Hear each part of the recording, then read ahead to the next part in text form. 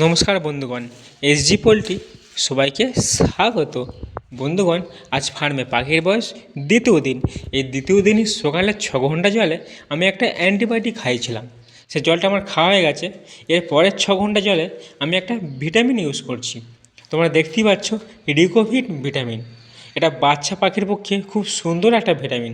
এই ভিটামিনটা খাওয়ালে পাখিটা তাড়াতাড়ির মধ্যে গ্রোথ চলে আসে। তো তোমরা এই ভিটামিন অনেকেই খাও, এই ডোজও জানো। 1000 পাখিতে 50 করে ডোজ। তোমরা এটা দেবে 6 ঘন্টার জলে। তোমরা অনেক ভিটামিন খাও যেগুলো 12 ঘন্টা জলে দিয়ে দাও, ওটা করা একদম উচিত না। একটা ভিটামিনের অ্যাকশন থাকে জলের মধ্যে 5 থেকে 6 ঘন্টা, তোমরা সেটাকে 12 ঘন্টা নিয়ে যাও, এতে পাখির অনেক ক্ষতি চলে আসে।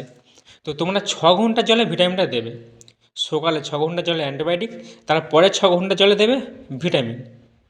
আর রাতে তোমরা সিম্পল জল দাও, কোনো অসুবিধা নেই। ভিডিওটা যদি ভালো লাগে লাইক, শেয়ার, কমেন্ট করে অবশ্যই জানাবেন। ধন্যবাদ।